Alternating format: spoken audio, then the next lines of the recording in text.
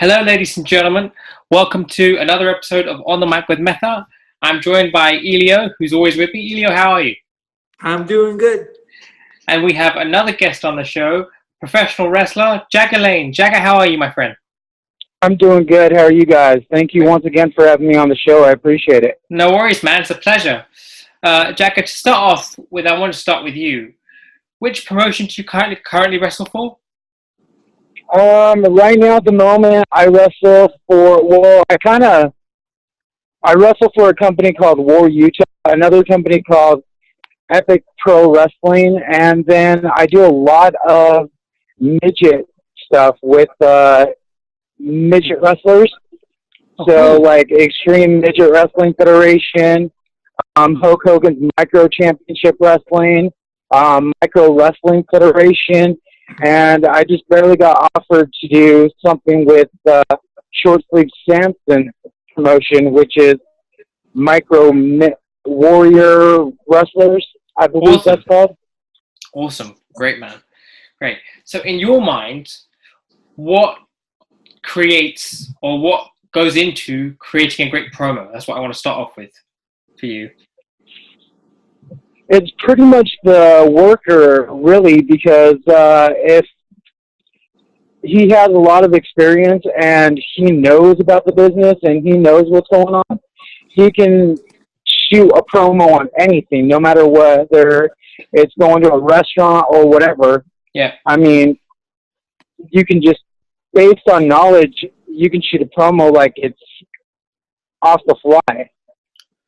But if you don't have experience, then it's going to be like a really hard working ethic. Yeah. Because some guys, it takes years of experience and they still can't cut a promo.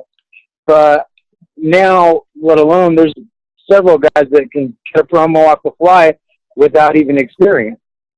Yeah, great. I mean, I think for me, you obviously have more experience around the business than I do, but for me, and Elio, jump in, if you have any thoughts about this as well, is what for me it's like. Well, it's the content of your promo, so the things you say, and it's the way that promo is delivered. Would you agree with that, guys? Exactly. Yeah, and also like I think promos work better when they're like done without cue cards or without cue cards, or they're better when they're done like spontaneously.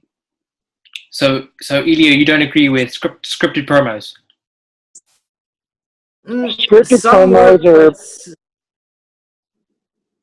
I was going to say, scripted promos pretty much just take away from the business and makes it look like everything's fake. I mean, if you do it off the fly, at least if you mess up, you can still wing it, and you're not trying to remember what's going to be next, what you have to remember over and over again.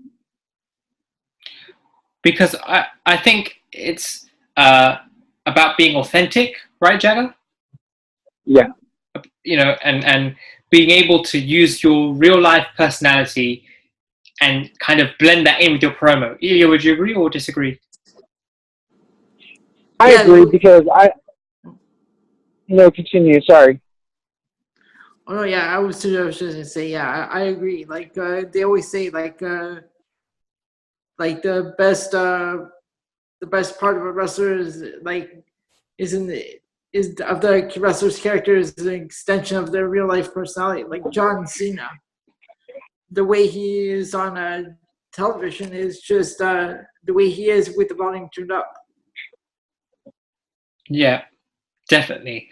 I love his promos, and I love the way he goes about them. Like, because you can tell that everything he says, it's comes from him, as Elio said. Jag, what is in your career? What promos that you've delivered? What would you consider to be your best promos? I believe off the fly, because I learned from, let alone you guys were talking about John Cena just now. I learned a lot of stuff from him when he first started because before he got signed with WWE, he actually came out here for 2 weeks and did his last show before he got signed to WWE and went straight to SmackDown out in, I think it was like Vernal, Utah, I believe. But we did a show with him, and he was out here with Mike Knox, Navajo Warrior, and a bunch of other guys. And, I mean, learned a lot of different things from him. But going off the fly is like the best you can do anything because you're pretty much allowing the audience to feel the impact of everyone around, and they're getting more into it. And then instead of realizing, you know, what's going to happen next, right? Because you're giving them something to grasp. Yeah, and you're giving something for them to invest into. Because if it's scripted, and this is just my experience, because I've been watching wrestling for about I'm 21, going to be 22 in a week, and I've been watching wrestling for about 17 years. And in my just from the way I grew up, if you don't, as a wrestler, if you don't believe in it, if you don't believe in what you're saying or what you're doing, it's not going to come off, right? Exactly. Right. What about matches? Your favorite matches? That's my all-time match is the one that's coming up on the 19th, and that's with Juventud Guerrera. That's like a dream come true right now. So if it has to be matches, I'm going with that one that hasn't even happened yet. Have you got anything planned for that match in terms of like, do you go over what you're going to do in the match? I've been working on it nonstop. I've been training over and over again. Most people learn from a lot of other people. I've actually learned from, like I said, once again, I've actually learned from midget wrestlers that have been all over the world. And I look at it as a different theory, and I tell people in the business all the time, you want to learn something, learn from a WWE guy, learn from a TNA guy, learn from an ROH guy, learn, you know, from somebody that's been in the business for a long time. But if you want to learn something, go to a midget wrestler because they travel as much as a WWE worker does. And you'll learn whatever you want to learn right then and there.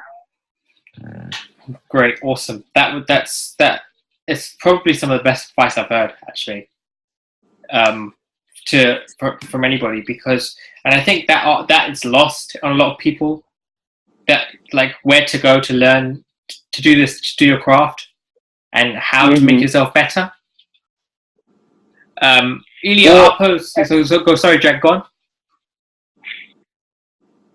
Say what? What were you going to say? Sorry, I didn't mean to cut you off. Oh, I was going to say everybody has different learning experiences. Yeah. Whether, no matter who you are, who you're working, but you get a feel of every different worker, and it pretty much grasps you.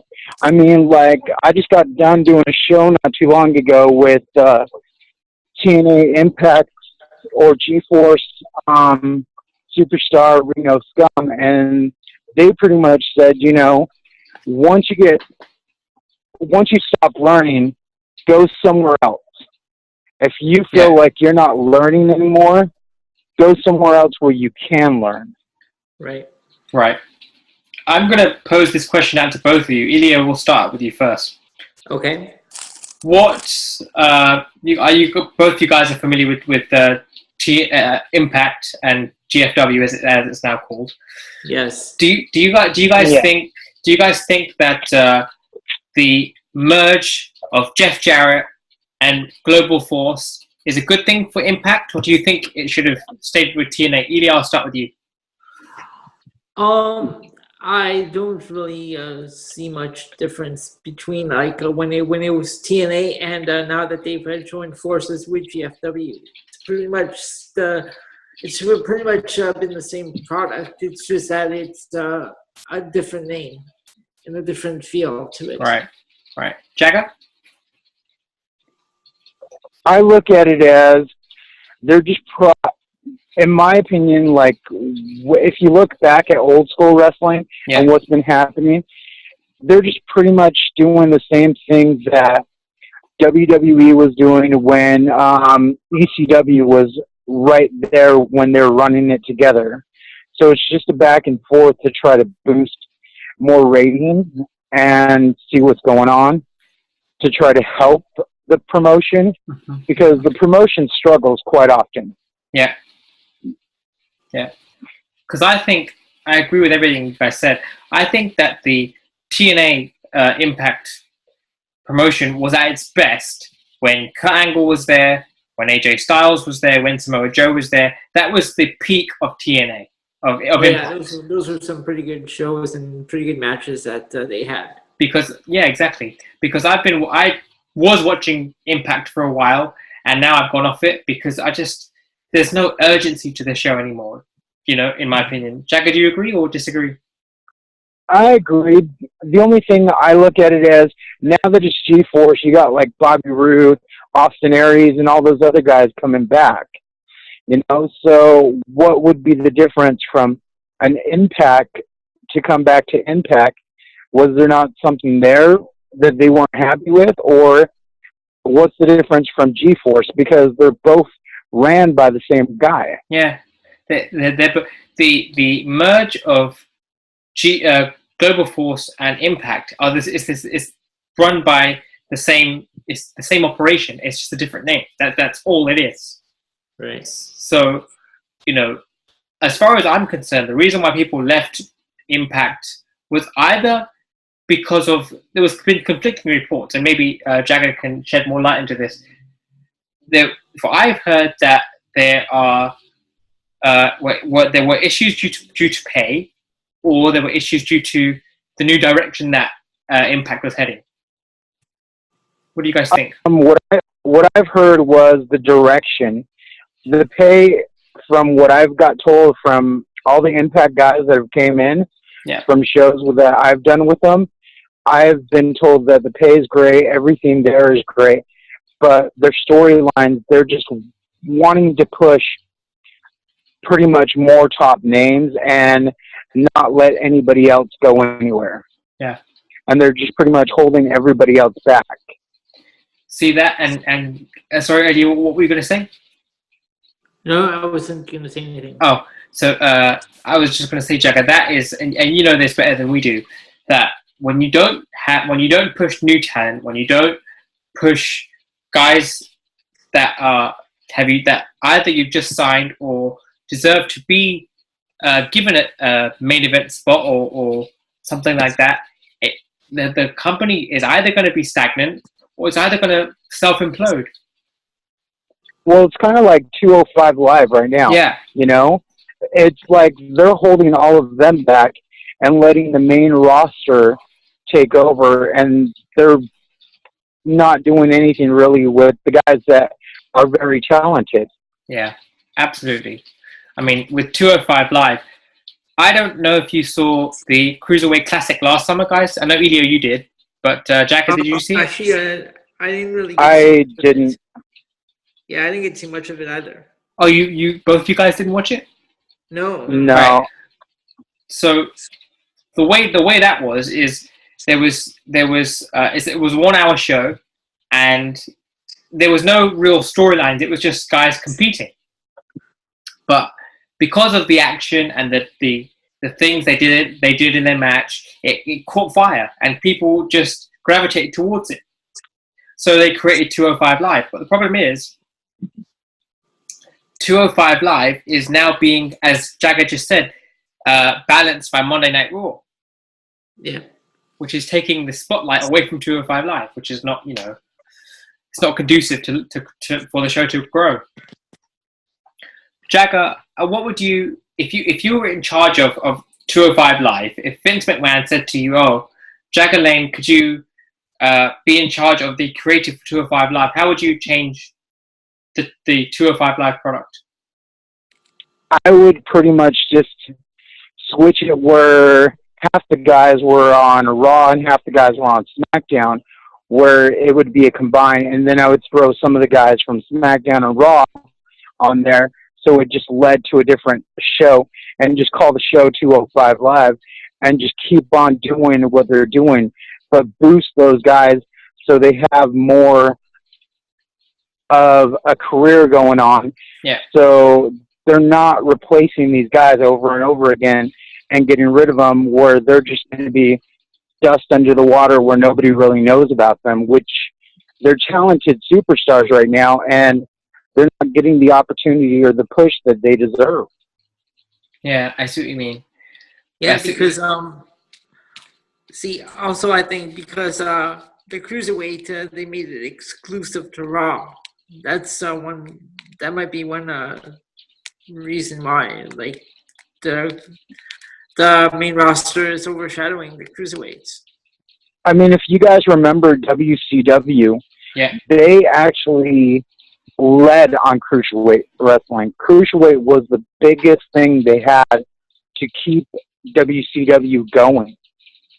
Yeah, because for a while, WCW was the hottest thing on television. It was huge, and the NWO, they did great things. But as you just said, Jagger, you know, I think the cruiserweight division have a lot to do with the success that WCW had in its peak. Pretty much all the high flying and all the moves that are going on, that pretty much stuns the crowd and pretty much wows them when they look at certain matches and they're just like, okay, that was nothing. Because I could watch like a Bray Wyatt match with like Seth Rollins, and I could see Seth Rollins high flying, and then I could watch, you know, Finn Balor and Bray Wyatt, and same thing, because they have that cruiserweight high flying ability going on. Yeah. But when there's not that wow to it, it pretty much just takes away from the show. You got to keep on giving the audience something to keep on getting more attention to draw them. Because if not, they're just not going to want to keep on being entertained. Yeah. And they're going to lose interest, right? Mm-hmm. Yeah. Elio, what do you think about that? Yeah, it's like what it is now.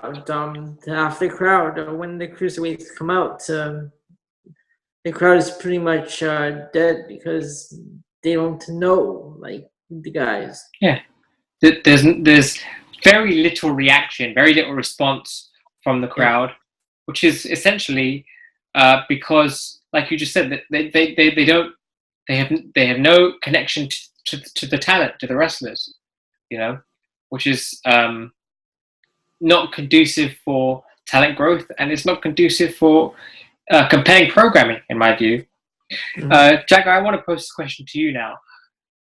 What if you were signed by WWE tomorrow? Who would you like to face on the main roster?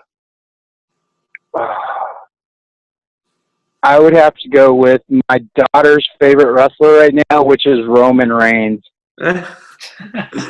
Good choice. Great choice. That would probably get you, Jagger, the biggest babyface reaction ever. I'd pay to watch it. That really would. I mean, I like Roman's style. What do you think about Roman as a wrestler, Jagger? As a wrestler, I think his workability now is a lot better from where he was. As being a single competitor, he's actually improved quite a bit. Yeah. Mm-hmm. They are giving him the push that he deserves, but I honestly believe his workability needs a little bit more, like Braun Strowman's.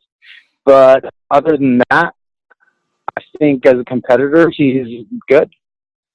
And what do you think about the hatred that he gets from people on the internet? That's just pretty much on a work ethic, because they're honestly looking at it as he doesn't deserve the opportunities that he's doing. And pretty much if you look at it, and I still look at it this way as a fan's aspect, is I honestly don't think, I understand that The Undertaker took the torch down and gave him the torch and everything like that, but to disrespect a man that's been in the business for so long and take over that, I don't think he should have ran that way, because to the fans, it just literally makes him not worthy enough to hold that yet. Yeah, that's just true. But I mean, the promo after the promo that he had after WrestleMania, that is quite possibly the loudest crowd reaction I think either one of us, myself and Elio, I'm referring to, have ever heard. Yep. Elio, what do you think about that? That was certainly the loudest and longest booing I have ever heard from any crowd, and all the swearing and stuff, and just a lot of it was all unnecessary. Yeah, it was way too much. You know, I get that. Oh, sorry. No, go on. Go ahead. I get that. You go to the shows, you can boo or cheer whoever you want, but that was just over the top, way too much. It's not necessary to be that vicious towards him. Yeah. But and Jagger, I want to bring you into this as well. Do you remember that segment? The segment. I do. Yeah. What do you think about that? I honestly believe that the fans have all rights to do what they want, because they paid their hard-earned money to come watch whoever they want. Yeah. And the only downfall is they look at it as, like I said, once again, a disrespect on what he did. And they didn't think that he deserved it. And a lot of people still think he doesn't deserve it, because his mic ability is still not that good. No. But his work ability is getting better and better. But they are pushing him to be a pretty good heel at the moment. But he's a toss-up right now, because one minute he's a face, and you really don't know, and then the next minute he's a heel. So it's a back-and-forth toss-up, because you really can't understand what his character is when you're watching Monday Night Raw. Yeah, because just last night's show, it appeared like he was a babyface against Strowman. At least that was my impression. And then the next week he comes out, or the week prior, he seemed like he was a heel. So yeah, I completely take your point on that. It's how would you change that if you could? My thing is, whoever's doing the scripting in there needs to change things up, because if they don't, they're going to kill off his character before it even gets anywhere. Right. Elio, what and about that's you? The way I look at it. Yeah, definitely. I definitely agree with you there. Yeah, when I'm watching and some of the script writing I see going on, and a lot of stuff that doesn't work, I think to myself, I could probably write better stuff than the actual writers themselves. Okay, how would you write it if you could, if you had the chance? How would I write what? Roman Reigns? The Roman Reigns character from now on, heading into WrestleMania next year. Oh, it's hard. Well, right now he's in between, right? He's a heel and a face. Yeah. So between now and WrestleMania, wow. Just roughly. I think I'd have him continue on between the two. However, towards further closer to WrestleMania, I'd have him leaning a little more towards the heel side. Yeah. Jagger, what about you? Same question. I would literally make him more of a heel, but it's a toss-up, because you never know what, like I said before, you never know what his character is going to be when he comes out, because one moment he's a babyface, and the next minute he's a heel. And it's a toss-up each segment on every Raw. And if you go back and watch every Raw that's been played since he's defeated The Undertaker, and he's been talking about this is my yard and everything, one moment he's face, the next minute he's heel, the next minute he's face, and then there's sometimes on the same night he plays face but turns around and plays heel. And like I said, it's so confusing because you do not understand what they're trying to build with him. Absolutely. It's just, he needs to have, in my opinion, a clear direction of what his character is. And once you have that direction, then you can work towards putting him in situations where that characteristic or that trait can be showcased. Is that what you mean? Yeah, I mean, if they would do what they're doing with Braun Strowman right now, with Roman Reigns and switch that up, it would be perfect. And I mean, I look at it as Braun Strowman should be, like, right now, the champion. He should literally take over and think that this is his yard and, you know, fight Roman Reigns for that. It would be if Roman Reigns could adopt Braun Strowman's personality in terms of if it adopt Braun Strowman's character, then this would be fixed. It would be sorted. Finally, exactly. And I've always wanted to ask you this: what persona do you prefer being on television? Do you prefer being a babyface, or do you prefer being a heel? I like being a face because that's the character I've been playing for a long time. Every time I try to play a heel, it never worked. The audience just draws to me. I don't know why. I've tried to be a heel several times, and the crowd reaction just does not draw to it. I don't know what it is. So the face actually works a lot more. Yeah. But I would love to switch to the heel. Because I've actually even just this morning, and when we heard you were going to be on the show, I looked at some of your work, and I saw some of your promos and some of your matches, which were amazing, by the way. So congratulations on that. Thank you. And I think what it is people are so used to seeing you as a babyface that for whatever reason they're not accepting you as a heel. Would that be fair to say? I'm thinking exactly that. Because, I mean, I am a pretty good crowd pleaser, and I don't know what it is, but the audience just draws to me for some reason. Yeah, because I think, and this is exactly what your character reminded me of. Do you guys remember Elio as well? Do you guys remember back in 2001 when they turned Stone Cold? Yep. Into a heel. 17. Yeah, that was, by the way, we'll talk about that in a minute, but that was one of the best heel turns I've seen in a while. Because I think it was well done. You never expected that he would turn with Vince and shake his hand just because of their history. And it was beautifully done. But he's Stone Cold. You don't want to see him as a heel, and the people rejected it. Right. So I think, Jagger, that's what honestly is happening with you.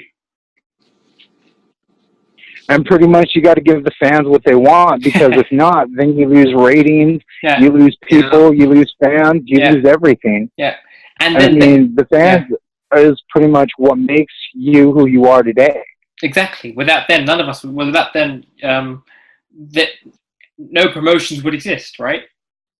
Exactly. Right. Guys, we have about 10 minutes left on the show. I just got an alert. So one of the final topics I want to touch on here is the Performance Center that was opened in 2013, I believe, by WWE. Elio, I'll start with you, Elio. Okay. What do you think the Performance Center benefits WWE in terms of talent growth?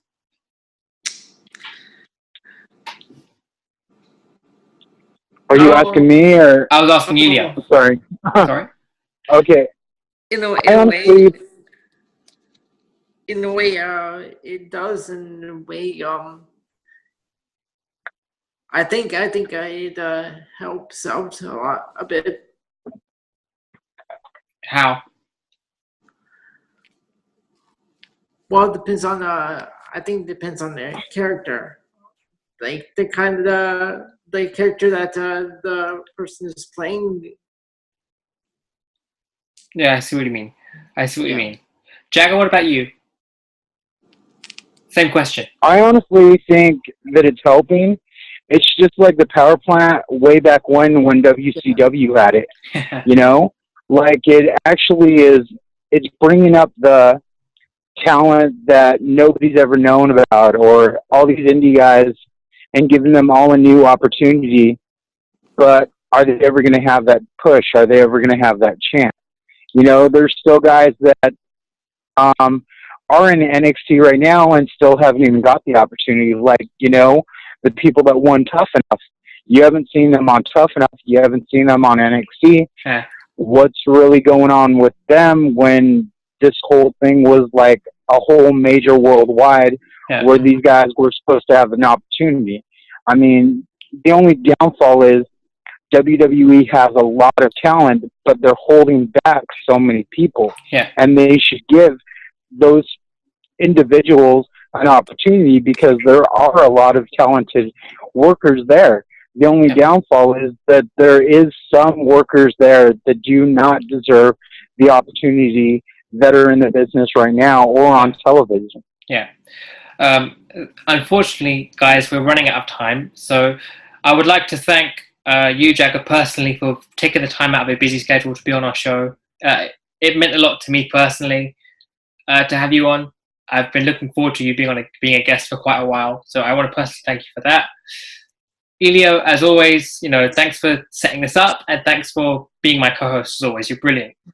You're welcome. So I will, and Jagger, would you entertain the thought of being on the show again? I want to say thank you very much from the bottom of my heart for allowing me to be on the show. Thank you both so much for giving me the opportunity. You're I welcome. hope you have a wonderful You're welcome. weekend, a wonderful month, a wonderful year, whatever. And I hope this show goes very successful and everything goes great. Thank you. That means a lot to me. Thank you. Thank you for everything, and I can't wait to hear more episodes. I listened to a lot of them, and what I have to say right now, what you guys are doing is great. Yeah. Keep up the great work and keep going and stay motivated and keep positive and keep going. Thank you. Thank you very much, guys. You're welcome.